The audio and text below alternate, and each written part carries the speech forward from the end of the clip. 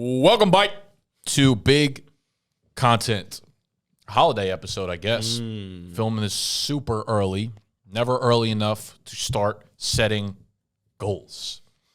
Today's episode, me and Jack are going to run through our goals for the 2023 calendar year. Some personal, some business related, some personal business related, company related, whatever it is. Mine are kind of just a random mix of things that I feel like I almost need to talk through and flesh out before I put them onto hard paper. But this is a way for us to capture our ambition in numbers and have some sort of benchmark that we're going after. I think it's important to have something that, like, when you need to make tough decisions, you know what you're looking at when you're making them. You know, it's like, does this decision get me closer to what my goals are? So we're going to flesh them out throughout the episode. Jack, you're currently where right now when this goes live? In Florida. Well, is it going live? It goes live on Mondays. So we'll keep it with Monday. I'll be in Indianapolis. Colts? Yeah. Oof. Who are they playing? They play the Chargers. Okay. Herbert, yeah, cool to see him play. He probably is really fun to watch in person. So the one time I've seen him play, well, I've seen him play twice in person. One, the Ravens shellacked them. The next time was in L.A., and actually I've seen him 3 times now.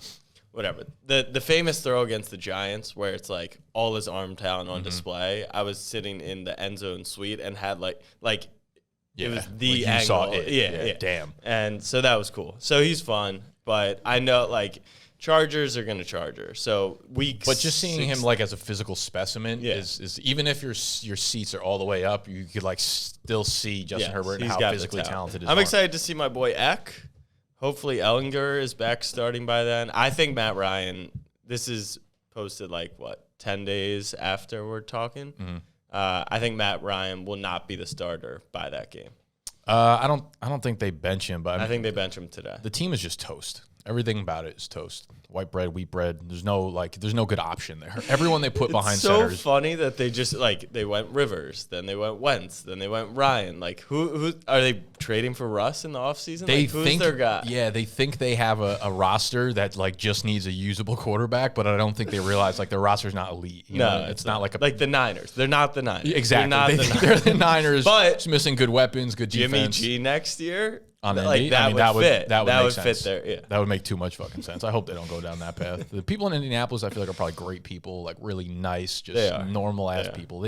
Honestly, they deserve a subpar team, or on par team. All right, let's talk goals, numbers. Well, real quick on goals in general, goal setting. Yeah. So I set 22 goals. You didn't set 22 goals, right? What's your general belief? And second follow up to that is, do you think calendar based goals are important? We're setting for 23, and everyone who talks about a New Year's resolution, everyone's always like, well, just start it today, on December 17th, right? So, and you've done that with bdge, which we'll talk about. So when you're setting goals for 23, should you also be setting long-term goals in kind of pair with that? Because like you said, I can look back at these goals as I'm evaluating, does this get me closer to this? But some things, short-term gain versus long-term gain. So what's your general thoughts on goals before we dive in? So I don't typically set goals, especially not numbers-based goals. I think goals for me, it goes back to what I said, it's good to have a direction. Most of the goals that I set for myself are, they're more feeling-based. And I'm like, this is the way I want to feel. So when I make decisions, it's is this going to get me closer to being happy or being fulfilled or being this? So it's hard to put numbers behind that because numbers very rarely end up being the reason you're in a good place mentally. But I also think for me, it actually would help put numbers behind things because I could see myself getting complacent in certain areas where if I had a goal, I know I could accomplish certain things, and sometimes I just don't do it because I'm I'm good, I'm happy, we're going in a good place, but I probably have another gear that could help us. And this is the first year fully from start to finish that we'll be in the office, we'll be running as a business outside of just myself. So I need to start thinking about maximizing profit and maximizing revenue and doing things like that, which is not a normal thing for me, but I'm ready to embrace that a little bit. So I think numbers will help me push myself. It'll help me push them in a certain direction. I think that's ultimately what actually will probably help the most is that when I have numbers, I could put them on like a number scale and be like, this is what you have to accomplish numbers wise. For me, my goals are a little bit mixed between numbers and feelings and events that I want us to kind of rip off of. So goals, I'm kind of like off and on them. Yeah. I also want to make sure we're conscious of the people watching. They're not all business leaders, but setting goals for, becoming a creator is important. How many pieces of content? Maybe you don't set viewership goals. Maybe you don't set follower target goals because that stuff can fluctuate, and a long-term goal maybe makes more sense versus short-term. But from like looking back on my 22 goals, I would say even the ones I have crossed out in red that we didn't accomplish, setting the goals does help. Like I am a big believer in goal setting. So if you're starting out on your content journey, set some goals, set a follower count, set a view count, amount of pieces of content, collabs. Like what goals from last year did you accomplish that you're most proud of? Goal from last year. You're the most proud of or most like excited about? Yeah, so one is like I set a goal to not get too high or too low. Like I think that it's just so easy to fluctuate. So that's like a feeling goal. Yeah, right? that and one's a that's feeling that's goal. really helpful when you're making decisions because like you can really when you do like numbers, sometimes the decision you make, if you're like I want to hit this number of subscribers or whatever. Right. Makes you maybe take you guys bad sell yourself short. Yeah. But I do have like we set a goal to have 10 shows on Snapchat and we hit 13. So that's like a number-based goal that we had a clear plan how to get there, hire a full-time editor, pay the talent, have thumbnails like that, and we had an ideas doc. And so that's really nice to set out a plan and then see us execute on it. So the highs and lows, did you accomplish that, you think? I think so. I think because that doesn't mean there's no highs and no lows, but don't get too high or too low. Actually, ironically, Russell Wilson's, he has like a mental coach. I don't know if he wrote a book and everything. Didn't know that, but this is the least surprising thing I've ever heard. Well, this is the funny part is because it feels like Russ is in really the lowest point of his career right now as he's making $230 million over the next half decade. But the coach, it's all about staying neutral. And that I think is really, really important because we've had massive success this year. We haven't had lows this year, like really bad lows. And so understanding, like, let's celebrate the successes. Let's keep pushing forward with that momentum. But you can't overcompensate and be like, holy crap, this is the best year ever. It's always going to be like this. Like, stay in neutral, stay focused. Okay. Yeah, that's I mean, to be honest with you, I'll just kind of start off with that. We'll leave some of the clickbaity stuff a little earlier on since we're already kind of going down this stream. But for me, I didn't necessarily put like have a better grasp of the highs and lows, but not to be burnt out by the end of football season. Yeah. So I think each year I've gotten more and more in tune with like what I need to do to stay sane by the end of the football season. I think I've actually done a pretty good job this year relative to other years. And it's gotten better and better. I'm definitely not there yet, but the way I work and the way our industry works, if you want to stay competitive from a business standpoint, you have to be putting out an insane amount of content throughout the week, every single day. That's well-researched, thorough, all that kind of stuff. And as a kind of a one-man show when it comes to the in-season stuff, that burns me out. So to pair with that, like not to be burned out by the end of football season, but have another legitimate content creator doing season-long stuff along with me. I need to start thinking bigger picture and outsourcing some of the stuff that was like the core of our business and is the core of our business that I felt like only I could really bring it. And I'm like, it's just not true. You know, it's just not close to true. So we have some good players right now that are going to be helping me out from the offseason, like dynasty rookie stuff. And I don't know if those are the same guys that will do in-season, season-long stuff, but I want to find at least one legitimate dude that I feel really good about taking on some of the workload that I do in season. And that will help me not be burnt out. That's also on my list, which is hire full-time talent. So I want to bring someone like Casey's development inside the brand has been great, and we'll continue to work on that. But I would like over the course of the year to find one person who has a following, a pre-existing following, bring them into the fold and bring them in. But I think like the number one goal for 2023 is it's the year of snapback sports, not snapback sports by Jack, not Jack Settleman, not Nick Ercolano has to do everything. So I think we're probably aligned that like the brand has to become a brand outside of us. Now, we'll still be the focal point of the brand for a lot of it. We'll still be the face, and we'll still have to work the 80 hours doing talent plus building the business. But it has to be thought of as like on our pitch deck, there isn't anything about me. Like it has to be, here's what Snapback Sports following is. Here's the viewership Snapback Sports does. Could we do Snapback Mondays and someone else is? And so this is really encouraging. I think if you're trying to get into the creation space, these brands are going to build bigger than the original identities. And so that's the number one goal. Yeah, I mean, that's going to be the avenue for, like you said, a lot of content creators now. For a while, I think probably up until this point, most individual creators thought of themselves as individual creators. And now, not the cool thing, but I think the right path that's been laid out is to play it out as a media company. And you want other people that can help you out so you can focus on things that, you know, you're passionate outside of just the specific thing and just help grow. And it, you know, it helps a lot of different people. So as a content creator coming up, like, you're going to be able to help reach out to individual content creators that are, you know, maybe above you, more popular than you, and ask if they need help. Ask if they would allow you to take some work off the plate. If you have the resume, if you have the portfolio, you know, maybe you can work something out. I think something that's always helped with me, because I was such the front-facing piece of our business for YouTube, if I ever brought someone on from the outside, and realistically, I've done this like 3 or 4 times where I've probably made Noah, the first Noah, Mike, new Noah on our channel. Like, I've been pretty good at being able to bring people on and getting the audience to accept them as like individual creators. I think you just need to bring them on and probably for like a month or two be in the content with them. Yeah, because your audience is going to trust the content that you're putting on, and if they trust you, they trust that you're bringing on a person that like you fuck with, right? So they'll also in tune be like on that same level. So if you can stay on the content for a month or two, it's like holding their hand on a bicycle, you know what I mean? And then after a month or so, you let them fucking rip. Yeah. Well, real quick, holistically, like Mr. Beast, right? He isn't, and we've discussed this before, he isn't the best actor. He isn't the most engaging. He's a genius. He's a creative mastermind. But, like, he doesn't necessarily need to be the star of his talent for forever. Like, could you not see him just writing scripts or coming up with ideas? And obviously, there's other characters in his content now. The Mr. Beast brand will always be Mr. Beast. But that doesn't mean that other characters don't fall into that and that, like, that's what he's best at. I think there will always be a lot of his brand that will need him to be the face 100%, of it. 100%. But I also think that he's so good at understanding why YouTube videos work holistically, so that I'm sure that people, his close friends that he has on there full time, could probably make a video over the next month that does, you know, half as well as his videos, just because he's talked about this. He's like, I have a list of 1,000 video ideas that I think every single one of them would go viral if we made them.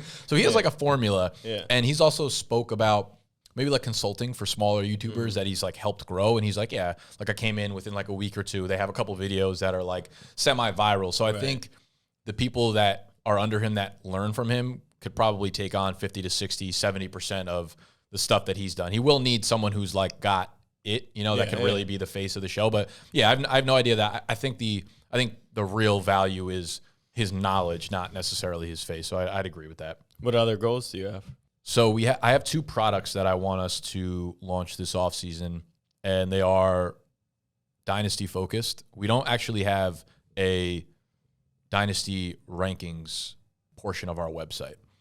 We don't have anyone who specializes in Dynasty right now, and that's such a missed opportunity for us. It's a really like big undertaking to do rankings, because in Dynasty you need them to be like 300 players deep, and every time something happens, it's like a drastic change, obviously, because rosters are deep, 26, 28, 30 fucking players or whatever.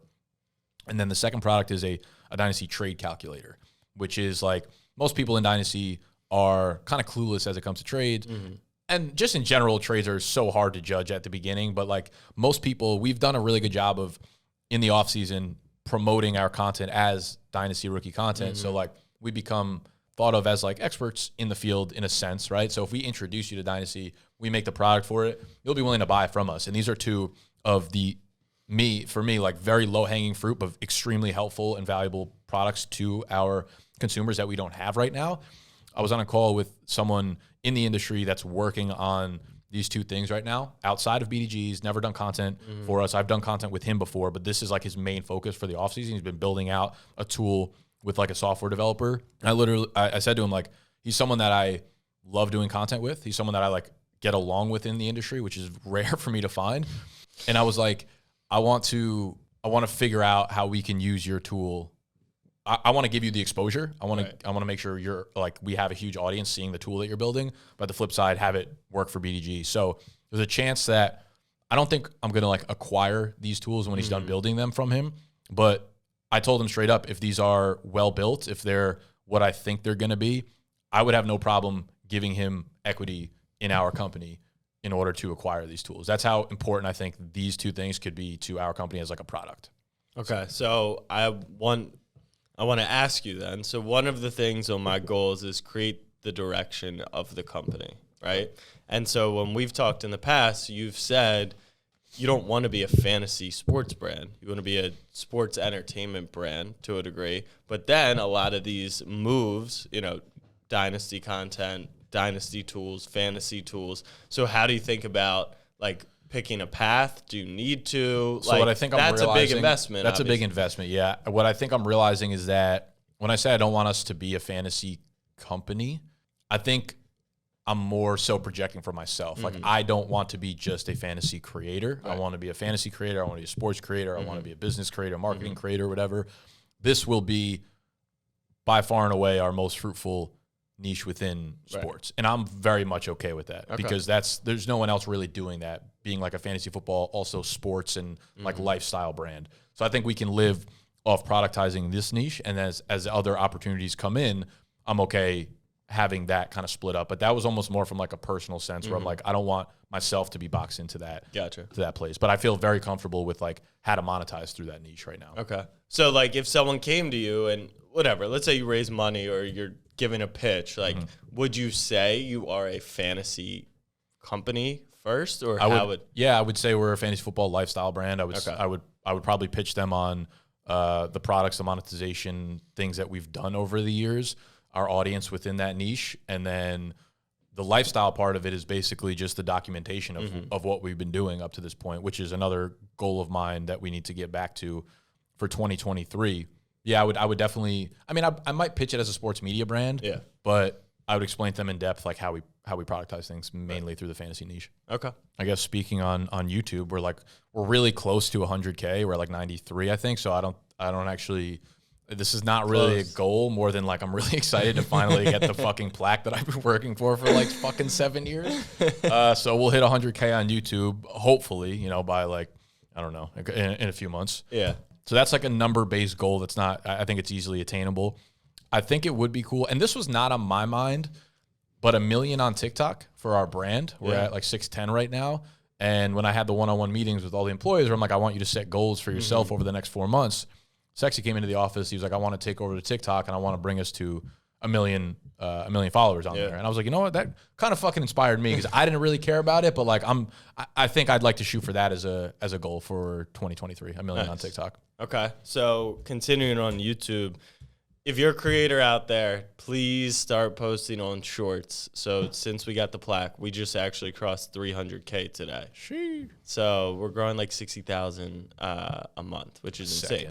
Mr. Beast mode. Like 60K, like 6K a day right now. Like it's getting insane. Like I'm really excited to see. I was listening to a podcast like yesterday where someone was talking about. They have like a decently big size YouTube following, and they were in a similar situation where they started putting out shorts and they were doing really well and helping them grow.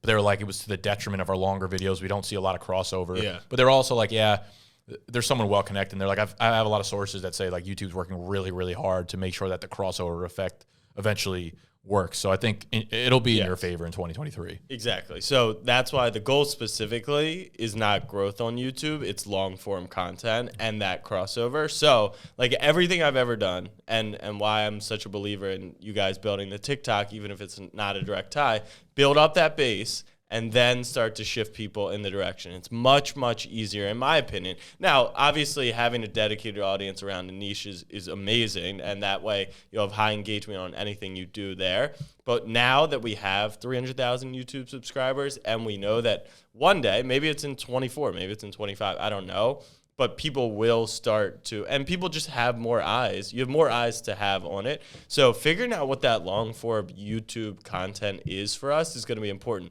Is it vlogging? Is it sports-based content? Is it like, we have to pick a direction because people come back for consistency.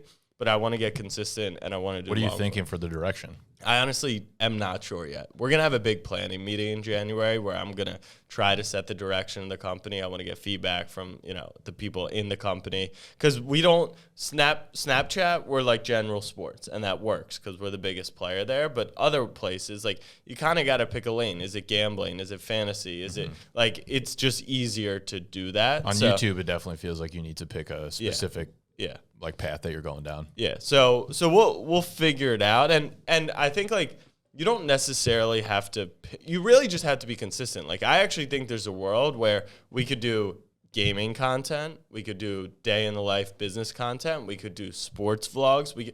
But if it's like once a month for this category, once every 3 months for this, once a week for gaming, like, and there's no consistency, that will fail. You think putting it all on one channel? I think you can put it all on one channel. Like, Barstool does a nice job of it, and they're successful with it. So I think you can put it on one channel. You playlist it and you categorize it, and the right people see it. But you have to be consistent. So that's really what I'm going to bank on. Yeah, I've kind of came up with the conclusion that for us, we're like very, very specifically, we're gonna keep to a very clear path where it's throughout the offseason, it's Dynasty Rookie. Season-long hits like June. It's like very, very just fantasy shit. Once a week, we'll have a vlog drop. Every single Wednesday, 12 p.m. Basically, the way I separated all of their tasks going forward for the those one-on-one meetings is like for a while, we just had a lot of shit flying around. We're like, you were working on this, but also here's like 1 or 2 TikToks that we just filmed. I need you to chop this up by then. Now it's very like, you have TikTok, you have non-vlog YouTube stuff, you have vlog YouTube stuff. You're doing some sales and like ad spending and shit like that.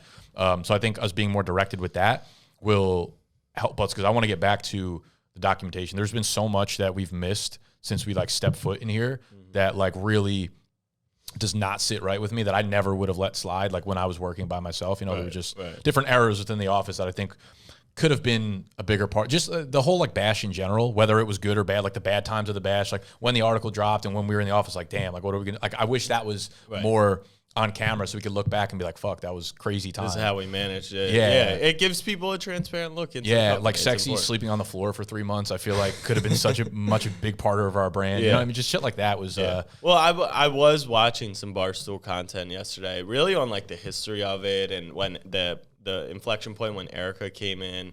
Like just hired a CEO. Yeah, I think one of them was a documentary. One was the day with Penn when the announcement happened. It's just Dana like Beers fucking did the documentary, I think. I don't know if he did every single one, but they have like a specific documentary that's like 18 episodes long. Yeah. So fucking good. Yeah. And I think it's just like that look in that makes people align with the company. Side note, side tangent to that, like your pinned video on the channel is making $250,000 in 2020. Barstool, what are they, like almost 20 years now, which is crazy. And the whole history of the newspapers, all this stuff. But like 4 or 5 years ago, $12 million company.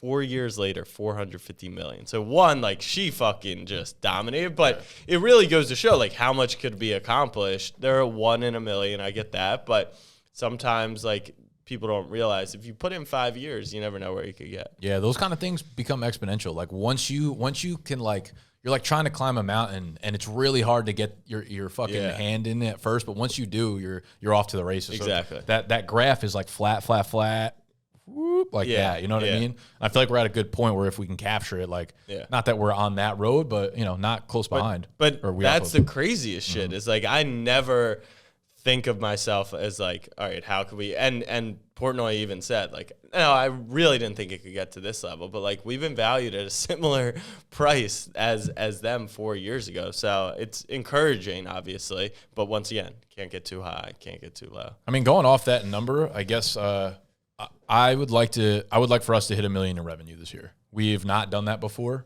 We're not going to get like necessarily super close to it this year, but we're definitely like trending in that direction. And that's pretty crazy when I just sit here and think about it for a second. For someone who just like, I don't know, I don't think of myself as like an ego-driven person or like egotistical whatsoever, but to think I just started this out of absolutely nothing, and look back and be like, we might make $1 million next year, and just have people here. And I don't know, it's really cool. And I feel like we're on the cusp of being a company that can do that year in and year out. And I think next year is the first year that's a very realistic goal for us to hit. Yeah. My revenue goal, so we crossed 1 this year, which was really nice. I want to set, I think, 1.5, like if I had to pick a number, but the original thing I wrote down was actually to just beat last year in what I anticipate is going to be a very difficult market. Like, I really think ad spend gets cut back. Fortunately, we're locked in, with Underdog for another year, so we'll be good to go. But I think, like, you got to manage expectations. So I'm not sure. Like, right. I don't mind you setting that goal at all. I actually encourage it. I encourage it. But I just think other people out there, right, if they're like, I want to be a full-time creator and this is the year I make that jump and I got to get 80K, just being conscious of, okay, you can aspire for that, but this year maybe it's not through brand deals. You got to build out a product this year or something along those lines. So I just have tempered expectations to this whole thing. And I don't think if we actually dropped in rev this year, it's almost like I think everyone or a majority of people will have a decline. How do we only decline 10% as opposed to 60% or 40%? It's a weird spot to be in for both of us, man. Like, every year I go into it being like, man, this could be the year we pop for 8x. This could be the year that we like decline 10%. You never really know where it's going to come from. I mean, you're locked in for a year, so you have like a decent vision of where the revenue is actually going to come from. But we've basically grown like almost like doubled each year in a sense. So maybe like 200K to 400 and then like 750 or whatever. And like, that's why I feel like it's projectable that I can probably cross this mark, but it's going to take a lot. Obviously, we're going to have to keep innovating and keep pushing our products and shit like that. But yeah, I mean, if you don't have like a really strong foundation this year, it could be tough because we don't know where the market's going to go. It feels like it's very much like in the decline, but who knows how long that lasts for. I mean, you always have to innovate. If you're an individual content creator, you can never imagine that what you did last year is going to be the thing that gets you to grow year over year. Like, you always have to be thinking about, how do I double this? How do I come up with a new idea that my audience will like that we haven't done before, that our competitors aren't doing, or something like that. So on the revenue stuff, it's like, I think my goal is to pour gasoline and then be greedy when others are fearful. So what I mean by all this is, even if we match last year's revenue goal, we ran highly profitable. We didn't spend anywhere near what we could have. So let's say we were profitable at 60-70% of rev. Okay, well, if we drop off from 1.3 to 1, but then we spend 1, and then in 24, where are we? Snapback Kitchen is going. We're 8 employees. We got office space. Like, that's true growth. That's honestly what investors want to see. That's why I'm like excited for this year, even in a down market, because this was the first year that I put serious investment back into the business, and I'm like, okay, let's see that come to fruition now over year 2. Where the other years I was just making money, it was like 90% profit, and I was like not really putting it back into the business as I should, because I wasn't really looking to build a huge fucking empire or whatever it was at the time. Now I'm like, everything's going back in. We need to start seeing returns, and if we were 90% profit before that, we should be fucking ramping up very soon. Yep. So one thing that we had drop off our plate last year, a piece of content, one of my favorite things that we do every year, was the NYC draft weekend, where we have subs fly out, like 11 subs. They come out, we get an Airbnb for the weekend. It always ends up being my birthday weekend because we don't have another weekend to do it before the fantasy season kicks off. So we have to draft then. And it ends up being like the most wholesome fucking weekend every year, because I have like a handful of our fans come out. Then we have anyone that does work for our company there. So everyone in the office, it's like my friends who have anyone that's done like contractor work with us is there. And then all of my friends come out. Right. Like all of my cousins, I haven't been, but I was out of town. Yeah, fuck you. And all his friends. The last time we did it, it's so fun, man. It just reminds me like why I do all the shit that I do. And this summer we didn't do it because we had other opportunities. Like, we hosted the Sleeper Bowl and we were getting prepared for that. And then we obviously had the drop of bdge 3 and those drafts were the weekend that we would have done the NYC draft. And I'm looking back and I'm like, man, I don't think there's been anything we've done that's more brand related than the NYC draft weekend. It's like who we are. It's like vlogging a fantasy draft weekend, the going out. Community is involved. Yeah, man. It just like shows the personality of who we are. And I'm like, we should not have. And you do it every year. and that consistency is important. So I agree. You got to get back onto. Yeah. Oh, we're doing it this year for sure. I'll fucking that's almost that's a lock. That's like borderline my number one priority for the summer, to make sure that weekend like goes according to plan. And how many people is it that fly out? Yeah. Or like how many in the league? So it's a 12-team league. And will all 4 or 5 of the employees be in it? None of them are in it. It's none. It's just you and then 11 subs. Yeah. So we've had, like, throughout the years, we've had some people fill in if we didn't have demand or whatever. Like Snacks was in it one year. Gotcha. Sexy was in it. Sexy was actually the defending champ from the last time we did it, but he wasn't working for bdge at the time. Now it's more so like I want to get more subs involved. Also, the weekend is fucking expensive as shit. So like rather than having 4 spots filled by people who won't actually bring in any revenue for us, this is another thing that we don't make any money off of. Typically lose money off of it. These guys are paying a high price, like $1,500, $2,000 a piece, to come out here and do the weekend. Right, and then that includes everything except for the flight. They have to get here. Right, but they got to get here. But that's partially entry fee. That's entry to the league, which is like a $225 entry. That's the Airbnb, which we always get like a huge one. Dude, the rake is so high on that. I know, dude. It's unbelievable. I'm sick. I can't believe people sign up. I can't believe people sign up for it. Yeah. The Airbnb is wildly expensive, but then it's obviously like food, booze, like anything that we go everything's out, covered. Rooftop bars and shit, like the bill. Yeah. And we end up going crazy at the rooftops, and that's how we end up losing money every time. Yeah. Because we like run out of bottle service. Tables. Yeah, it's crazy. So so that's just a great marketing piece, and it's just something that brings us together. Yeah. And I like to spend the weekend with my friends and shit. You know? Like, and I'll be there maybe at some point. Maybe you'll get the fucking invite this year. You know, I don't know if you're grandfathered in. I have been invited, but I was out of town, and then Nick skipped. So one of my goals is host a large scale event with the snapback community. And so we've talked a little bit about events, right? And how they take a lot of time and energy, a lot of planning. They're probably high risk, low reward out of everything. 100%. Right? Like, isn't that how you describe it?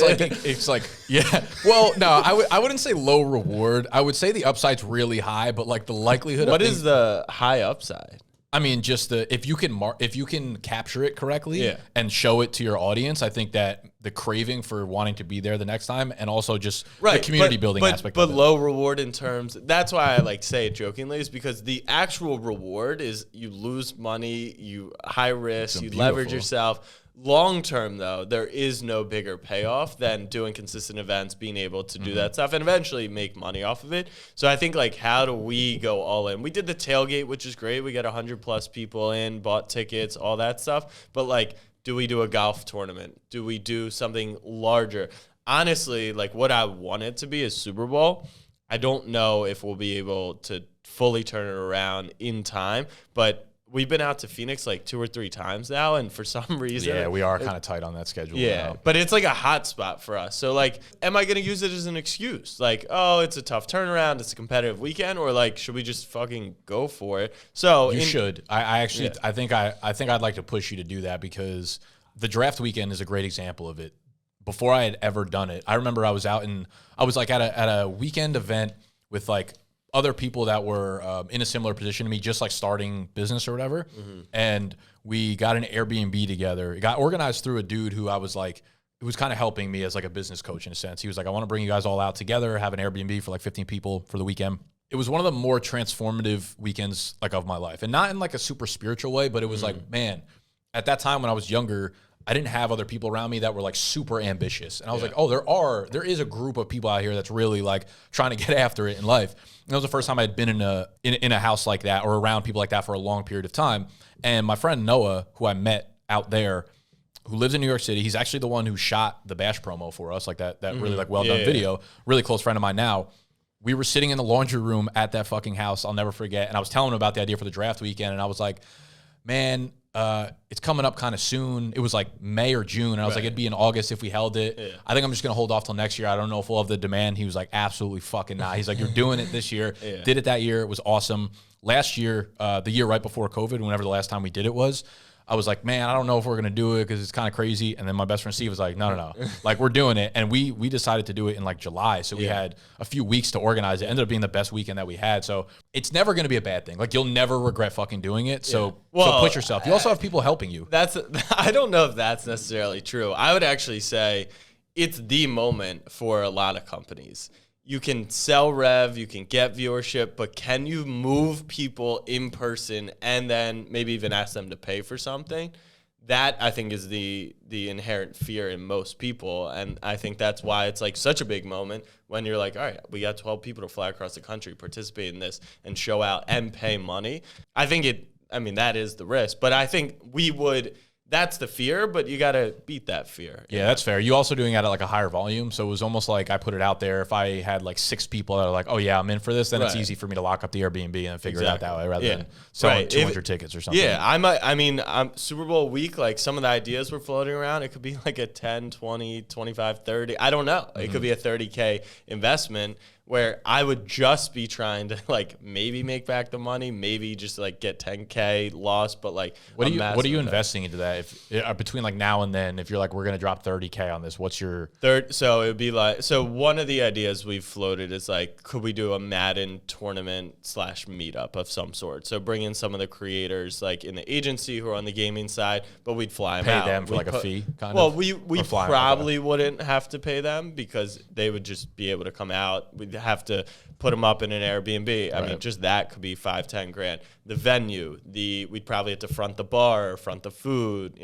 ticketing, all that stuff. I think that's what, and then once we kind of go half in, you got to be all in. So then it's like, do you pay someone an appearance fee? Like, do you pay Juju 10K to come out and play for an hour, right? Which is like the return on it, really, you're not going to make money off of that. But obviously, all risk, no upside. That's what it is. But I fucking love it. It is. It's a really good test of, same thing. Like I've floated golf tournament, like, rent the course, It's so funny that you built your audience to a way that like people really would want to do that. I feel like I've kind of, because we've gone so niche, it's almost like, maybe I'm wrong here, I don't know, that if I'm like, we're going to do a golf tournament, people would be like, what the fuck? Like, I don't want to golf with you guys. You know what I mean? Well, I don't know. The lifestyle side of you, the TikTok side of you, the drinking, the gambling. That's fair. I'm probably lying, but I don't know. I think that you're naming like 7 different things. You motivate the shit out of people. We got people in here on Saturday. We come here tomorrow. We'll have even more fucking people. We're out here 7 days a motherfucking week, dog. Better be. We're not hitting any of these goddamn goals. Yeah, I'm trying to see like any of my final goals. The last thing is Snapback Kitchen, and it just needs to be a focus. That's a product for us. That has the brand name on it. It's been pushed to the side in 23. It's been half-assed, in my opinion, and that's fully on me. And obviously, we need Pop Chew to kind of come with us and take advantage. So one of the things that ties into that, we're going to do like a Snapback athlete partnership. So whether they're collabing on content, having a meal on the menu, whether it's NIL, whether it's professional, but like we gotta just like we gotta take the brand from like, all right, we got a lot of followers, but like, what are we in the market? Like, do people know about us, hear about us? It's just like just showing up isn't enough anymore. Yeah. And it's like, if we invest 50K, 100K of equity or cash, probably equity, I don't have that cash, but like half cash, quarter cash, whatever it may be, it'll probably be a shit investment, like in the short term. But what it does to position you in the market is like, okay, that athlete is now associated with your brand, not making a podcast appearance. They have a meal on your menu. They wear Snapback merch. Like they're in the business, in the company, not the face necessarily, but we gotta just keep pushing forward. I think Barstool's done another tremendous job, but like McAfee and Rogers, like though, anytime you can tie a professional athlete in, I think is great. Yeah. So no goals for big content? These were Snapback goals. I got Jack Settleman goals. Oh shit. Okay. Well, when you said your last one, I thought your list ran that was out. the end of Snapback. Okay. One, get engaged. Really? Yeah. You're gonna hold up.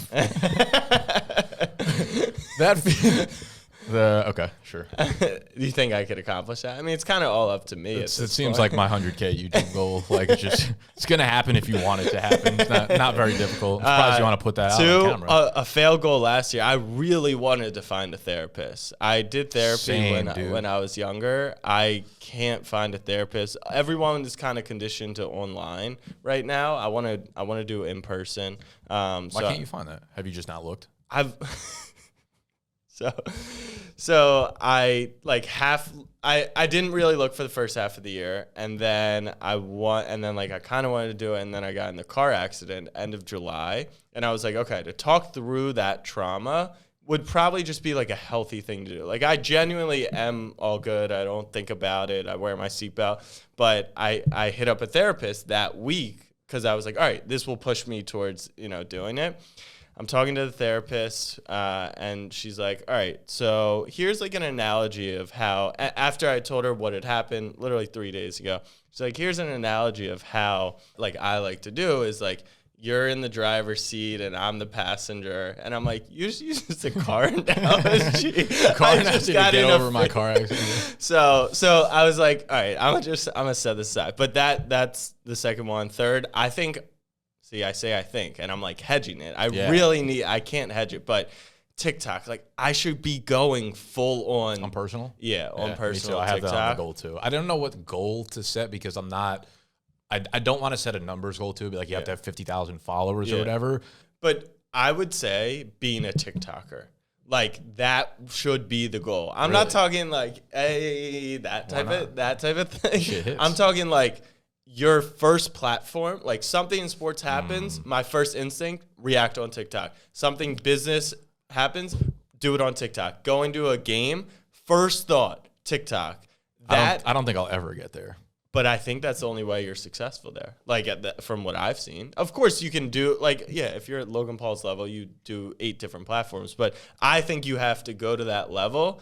And with trying to go to long form YouTube content, I don't know if that'll be possible. It also probably hedge me. Snap's my mainstay platform. So I think I want to set that as a goal. These aren't finalized. They haven't been notarized and stamped. But you got to sit down and pick a physical direction for a lot of these things. Yeah, you have a lot of things I'm talking about you personally.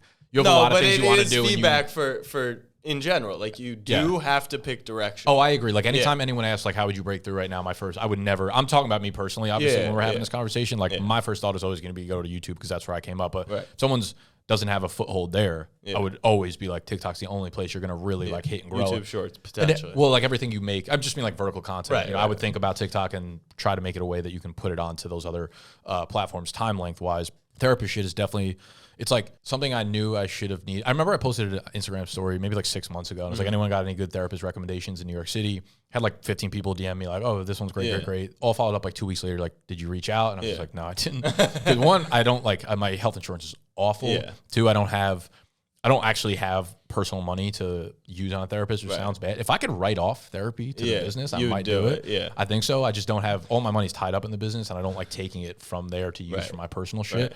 But it is so important. Like it's important. Especially as you're the leader of the company and to talk through stuff. Like it's vitally important. It's also one of my biggest beliefs that like mental health is insanely underutilized in America. Like everyone, how many fucking TikTok influencers weightlifting? We always make the joke like bicep curls. I need to go to therapy because I also like don't sleep. I like do not. Well, yeah, you should figure that out. I don't sleep today. I was up so like criminally fucking early. And I was like, I'm just not going to get back to sleep. Because I wake up in the middle of the night, my brain just starts immediately. It's like a fucking fire hose that someone just turned right on. And I'm like, this is insane. You're like that. It's in the worst way possible, dude. It's not good. Like, it's not good. I need to fix that. That's a goal. That needs to be like my goal number 1, honestly. You will not be able to navigate that by yourself. You need professional help to... Don't I fucking know it? You just like, how are you gonna? I've been trying to push through for 5 years. Right, that's what I mean. I know. I don't even know where to start. It definitely is just therapy. Yeah, but you do know. Therapy's kind of scary though, dude. No, not at all. What do you mean? Like therapy is not scary at all. It is the best thing. It is literally the best thing in the world. Okay, so. I can't deny your feelings and a lot of people's feelings. I'm sorry. How dare you? But I can tell you from experience, it's not scary at all. Like it's actually the least scary thing. You get someone, you're just like talking to someone, and you get right. But I feel like I'm gonna uncover so many things about myself that I don't. I mean, from that standpoint, not like going in to talk about the car. You will. Yeah, that's terrifying to me. It shouldn't be though, because you should need to like self-awareness is the number 1 trait anyone can have. I'm not self-aware at all. That's why you need it. I hate everything and everyone. You're instant regret of this podcast. Yeah, exactly my point. Yeah, this turns into a therapy session. I hate it already. My last thing is this podcast. I didn't set any actual goals, I think that we also need to have an official planning meeting early next year once football is finished. Not early next year, like March, like in January. We got to talk about, what we want this to be, how we want to do this, what the goals are. So that's really my goal, is to set goals for this podcast. Okay. I have one. I would like not to miss an episode in all of 2023. That's the first thing. We say like, you could put numbers behind it, but I think that's an actual number that's driven from a good intention. I actually literally wrote down, I don't know if I want to put numbers on it, but fuck it. I'd like to get YouTube up to 10K and our TikTok up to 50K by the end of the year. I think that's extremely reasonable if we actually put the time, effort, and started to think more about thumbnails, how we wanted to do that, how we wanted to promote the YouTube channel from the TikTok. I really think once we sit down and strategize about the direction of this and like really put plans behind it, we could make this into something special. Yeah. I've talked to a lot of people that like really enjoy the podcast. Well, that's what I was going to say. I already can count like a handful of people have said like, this is a positive impact. I listen, this helps me. So once again, when we goal set, if you say 10K and 50K on TikTok, are we even hitting or like is impacting 22 people actually what the intent of the podcast is? Yeah, I don't even know why I threw those numbers up there. Like, No, I don't I actually care about them. Well, I think the bigger you are, the more people you can impact, and we can accomplish our goal of helping other creators. So I don't think that, like, once again, build that base, right? And then you can tap into the right amount of people. But yeah, I think we just need to plan it out. I will say I'm very excited for it because a lot of stuff I've ever done is like my idea and then I got to execute and tell people what to do versus like, it feels like not yet because, snapback money's have truthfully taken all my time. But if we commit to it in 23, what could two people, two high energy, high motor people working on it look like? I think that's kind of like my thing. By the end of the next year, I feel like we should have the feeling that we're like, yeah, this is what we both want it to become, because I think we both have a vision in our mind of where But another this could thing go. is, do we then, the same way I say, like, I got to become a TikToker, do we have to become podcasters? Like, is that where we have to go mentally? No, so I think basically that conversation you had is like, for me, if I'm starting something new, I'm looking at TikTok as a platform. Right. That's kind of what it is in my mind, to be honest. I'm like, we put the episodes out, people can listen to it on YouTube, but I'm looking at like, what are we doing on TikTok to grow the audience that way so that we can build it there, siphon it elsewhere. We just haven't sat down to tighten up the screws on a lot of things, direction, goals and stuff like that. And I think once we do, like I have very, not plans, but I've, in my head, I'm like, this could be like the thing. You know what I mean? Right. And I think we both feel that way. And I think by the end of next year, I'd like to feel like some of the physical things around us surrounding this podcast are actually moving in that direction to show that. I'm just bullish on like just content creation. The playbook is so fucking clear. It's like long form content wins. That's how you do it. But like the short form opportunities to funnel in is just so plentiful right now. Like it's amazing. Yeah, I mean, we're seeing it happen in front of our eyes, like slowly, but like it's so clear that it's there. So that's what excites me about that. I don't think I have any other goals written down. I don't have any personal goals other What than were your personal? It was learn how to sleep. Maybe get like 5 good nights of sleep this year. Five big REM nights. Well, I mean, I had like find a therapist, eat a cleaner diet, donate more to charity, help others, journal, meditate. Okay, but those are like you found that in a Hallmark card. Like there's no action. There's nothing actionable behind that. Well, I think a daily journal. Like that's actionable. I cut my daily journal one Snapback Mondays. I just couldn't do it, but I was pretty good with it. Really loved that. Finding a therapist, maybe set it specifically, do it bi-weekly or once a month. I think that's another thing. You don't necessarily need to do like weekly therapy sessions, which helps with cost, but also helps with maybe that fear. That's true. So yeah, those are the goals. I'll only find out one bad thing about myself right, every 2 weeks. Every week, yeah. No, it's so eye-opening, I think. I know. And I'll honestly say the biggest thing, it not only made me more self-aware, but it also made me more aware of like other people and why they act the way they do, and like understanding that this don't get too high, too low. It's like okay, you freak out on me. That isn't necessarily like a reflection of me. It's actually right. Like, but most people don't. Unless you go through therapy, you're not going to be understanding of that. Yeah, I understand. Yeah, I think I've learned that through just like social and just in general in life. Like most people are in a bad spot, and when you have that, you take it out. I found myself like if I dislike something in somebody, a lot of it's because it's a reflection of things in me that I dislike. Right. You know. All right. Well, that turned into a nice little therapy session. Anything else we want to leave them with? No, I mean, I'll go through my failed goals real quick, just because I think that's. Dude, we don't got another hour. I think it's important. So I had host a golf tournament. We did not do that. We hosted the snapback tailgate, so that was kind of our pivot in the event. But once again, not the investment level that I wanted to do. I did F1 race, so it's definitely hard and expensive to get out there. And that one, looking back, maybe it was more of just like a personal thing. F1 was hot. I'm okay that we didn't kind of do that. World Cup, I did scope out what it would have looked like to do World Cup content for, but once we did Snapback Monday, so I actually see World Cup as like Qatar than right. I mean, I even thought about should I fly to fucking Qatar today to You're get a psycho. Yeah. For the World Cup final tomorrow, and then the last one was Snapback NFTs. So NFT market was hot. How are you thinking about that for this upcoming year? So if you look at what we had, what I wrote underneath of Snapback NFTs, the purpose was to give back to our biggest fans, to connect with fans even more, to gift fans, to help fans, to come to the Super Bowl with me, to connect deeper than just like having a Discord, to take the money from the project and invest it back into that community. So I think like there's a world. I think NFTs and Web3 is actually the best way to execute and to connect even deeper, to track stuff, to have, wallets connected, to like verify ownership, all that stuff. Now, do I think in 2023, crypto and NFTs? I was going to say, if you launched 1,000 of them and I told you up front you're going to sell 300 of them, would you not do it?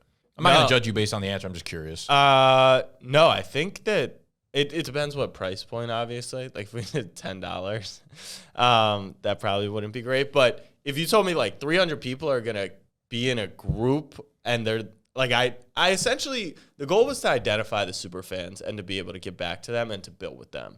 And I thought NFTs were the best way. Now, the way NFTs are viewed right now, I don't know if we'd get those super fans to commit to that. Now you're looking for super fans, but also looking for people who are like fine playing in the NFT space. What do you think about, I'm just thinking about this out loud right now, because when NFTs dropped, like if you're like people knew the success of your collection based on whether or not sold out, right? That was like the first 8 months of it. We launched with 1,200 in mind. We ended up selling 600, which based on where the market was at the time, I think was fine, right? Like 600 is still a 100%. Lot for an audience that had no idea about NFTs, whatever. Yeah.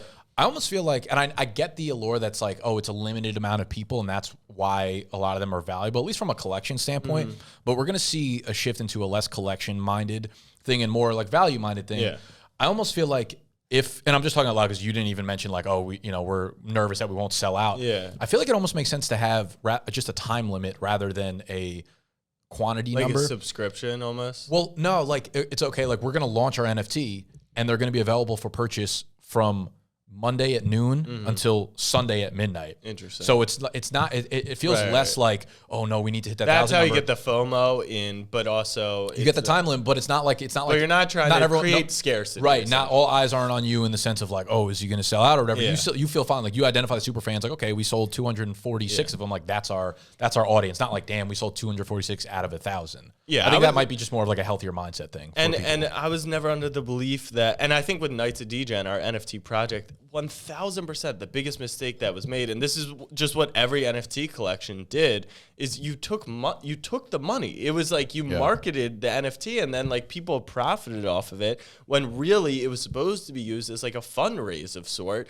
and all that money should have been dumped back into the business to begin with. So I viewed NFTs, Snapback NFTs, as like Patreon on steroids, not like exclusive content and stuff like that, but just how do you get someone paying? And I also believe that like companies that the intent was they were going to sell one NFT and it was just going to gain in value and value and value, when really like you got to be able to sell, like Top Shot continues to sell packs to their members. So like The NFT could be around football season. The NFT could be around basketball season. That also helps. Instead of selling this comprehensive NFT, you kind of niche it down. So, yeah, I think I wouldn't view – I don't know if we'd set a number. I know 1,000% it has to be able to be bought with credit card, has to feel – We turned that on. I could help. If you ever need help with that, you probably already have connections. But we literally did that like overnight. When we were at like 400 and we're like, we need to get to 600. There's a ton of people that are like, fuck, we waited for our ETH to come in. And it takes 2 days. The agency we work with is like, let us create this thing. Let us like reach out to these guys who created this tool. And overnight we got the credit card payment to work. They paid an ETH, like the way it worked. It was like, whatever, transferred overnight. And it was a huge fucking thing for us. It helped us sell out that way. Yeah, I just think that I'm not trying to, I would want to use NFTs to connect with the audience, not to like push crypto into our audience right now. I'm a huge believer in it, but I don't need, like, that's not what Snapback Sports is. It's not a crypto company. It's a company that engages with its fans. And what's the easiest way to do it? I think is NFTs, but, you know, making them feel like collectibles, making them feel like the access is clear, the hooking up is clear. It's all easy. So I don't know if that exists. There's just a lot of people that won't believe that's your intention. Is what's going to happen to your audience when you're like, I just want to make it more connection. Like you believe in the technology of NFTs. Most people are going to be like, dude, you're 2 years late on this scam. Right. You're going to get a lot of those comments if you do it this year. Yeah. Well, I think a lot of people were scamming to a degree. Like, correct. I mean, there's a reason that they feel that way because it was fucking happening, of course. Right. No, not even like actual scams, but the idea that like you would create an NFT project and then take that money out as profit, it's kind of a scam to a degree. I mean, yeah, if you didn't actually put value behind it, it's ridiculous. And no one matched that. What was the Bored Apes value? Still today, what is the value? It's a collection, so that a lot of that is on. I think it depends on. It's a two-way communication street. Like, if you're a consumer that paid that much to be part of a collection, that's on you. For you not doing the collective research. But if the project dropper came in and was like, this is what I'm promising you, and then didn't, like, that should be but what do they promise? Like, you're gonna. That's what I'm saying. I don't know if they actually promise anything up front, rather than the reason it felt like a scam was because what they promised you was you would then get another NFT, would be worth something. Like, that's like illegal to even say, like, as a essentially, right? Correct. So they offer you that, then they offer you ApeCoin, and based on how many NFTs you own, you get more of that. Another coin made up out of thin air. That feels fucking. Versus, I actually think like you could easily say the value is being in a Discord with people, like-minded people. That is value. Is it worth $150,000? If the creator comes out, states what they're going to give you, and then delivers that's it to what we would do. I have absolutely you no would have problem access with to a Super Bowl event. You would be entered into raffle to win. I'm saying with Bored Ape too. If they said what they said and they were like, "This is what we're going to do," and then consumers came in and still bought it at a ridiculous fucking price, I blame them for that. Not for sure. Not the but market. I just think that. Yeah, a lot of the first iterations of NFTs were gross, including Knights of Degen to a degree. Like, I think our early version is like, now it's crazy. They're raising money. They're building out an entire team, like building fantasy product. Like, they're actually building something. What are they building, and who is investing into that? I don't mean like specifically, but I mean like they're gonna build a Web3 fantasy product. They're productizing, and that's gonna be the value. And another thing, what kind of product? So Degen coin, right? You will get, if you hook up your sportsbook to, if you hook up the Knights of Degen essentially wallet to your sportsbook in exchange, effectively, I guess, for data and information, you will make money off of that. So that's another like value add. It all has to play out over time. Yeah, I guess but at least they're building something. Right. My thing is like most brands. Okay, you're like productizing, but like you do have an audience because people bought the NFTs in general. I'm not even talking about Knights of Degen at this point. The people basically just attach the word NFT, but NFT is just a product, right? And then people were like, "Oh, I deserve." No one built audience or community, right? Like if you don't have an audience, if you just like, I'm gonna make a sneaker tomorrow, but you've never like posted on social media, you don't have an audience, like, but you attach NFT onto the end of it and think you could sell it. That's the way I think people went into it, but not anymore. Yeah, not anymore, right? When it was first it's actually why like maybe 2023 is the which year is why when you're like, oh, they're productizing, I'm like, okay, but most of the time people were able to sell through NFTs. So now that the NFT like attachment to it means nothing, that's gone. now you have a product without an audience. Why would people invest into something like that? Yes, and they do media, to build audience. But that was always my concern because as Snapback Sports, we had an audience and we knew that then we would sell product. Not we sold product, now we have a very limited, unengaged audience. How do we, where do you go from there? Yeah. Okay, we'll wrap it here. We're over the hour. Goals. We're gonna chop this up at the end of next year. Ravens win a Super Bowl in 23. It's not a goal of yours. How is that not a goal of mine? I'm not doing this. You sound like Snacks. Like I played for the New York Giants. Make $100,000 when the Ravens win the Super Bowl. I bet too much money. I'm done here. All right, subscribe to the channel, thumbs up, all that shit.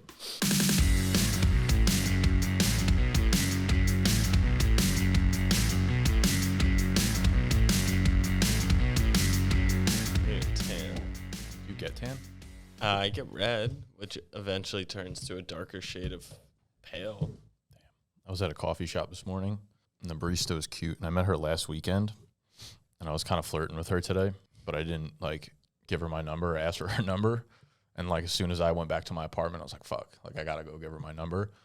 By the time I went back down, there was, 10 people in the coffee shop, and I was like, damn, I feel I'm too much of a fucking coward right now to do it. So now it's been on my mind for, an hour and a half. Is that why you just went to get coffee?